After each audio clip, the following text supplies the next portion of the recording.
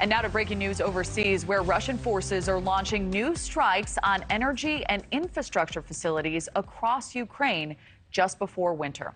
They've been mainly targeting the south and east. Several people have been killed after explosions rocked Kyiv and other cities. Several areas also report they're without water and electricity. According to Ukraine's foreign ministry, more than 100 drones have slammed into power plants and other targets in urban areas this past week alone. In the meantime, NATO is moving forward with its nuclear exercises, flying around 60 aircrafts, including B-52 bombers, over Belgium, the North Sea, and Britain. This comes as Russian military forces are going through with large-scale drills of their own. Retired Lieutenant General and former Assistant Vice Chief of Staff for the Air Force, Richard Newton, joining us live from Florida this morning. Good morning, sir. Happy to have you. We'll dive right in. What impact would a loss of infrastructure have as winter begins to set in across Ukraine? Well, good morning, Kelly. Always good to be with you. It would be significant. These drones, these Iranian-made drones, are really showcasing a significant phase in the change in the war. Putin is on the ropes. He's losing in the battlefield, and therefore he's now, with his own missile arsenals being depleted, he's calling upon the Iranians to provide these drones that will go after civilian targets. They'll go after, as we saw yesterday, an apartment building and killed a woman who was 6 months pregnant and so forth. But they're really psychological terror weapons because he's being, again, forced to do so. He's losing on the battlefield. And so he's trying to terrorize Ukrainian civilians, but also going after infrastructure such as the electric power grid and other aspects of the Ukrainian economy that strive to create, to keep the lights on, provide mass transit and so forth, to actually go after the economy.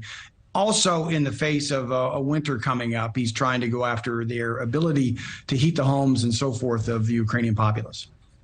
So what are these kamikaze drones Russia is reportedly using?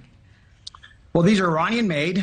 They've got a delta wing to them. They they have a sound that's much like a lawnmower, and they will loiter over a target for several minutes, up to a couple hours or so, and could be quite terrifying.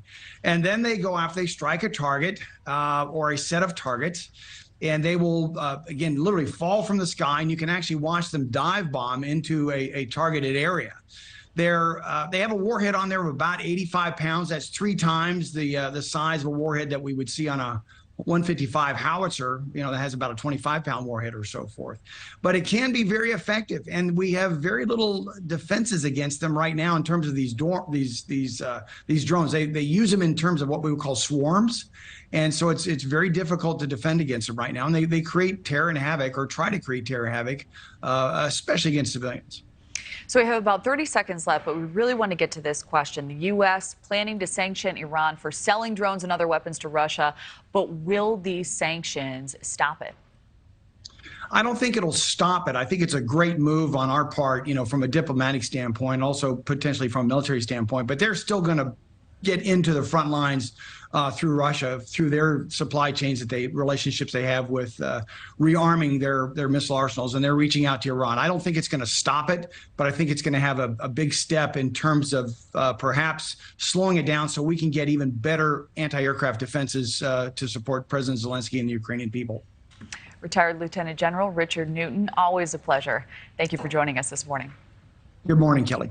Thank you for watching. Go to newsnationnow.com to find NewsNation on your television provider. And don't forget to click the red subscribe button below to get more of NewsNation's fact-driven, unbiased coverage.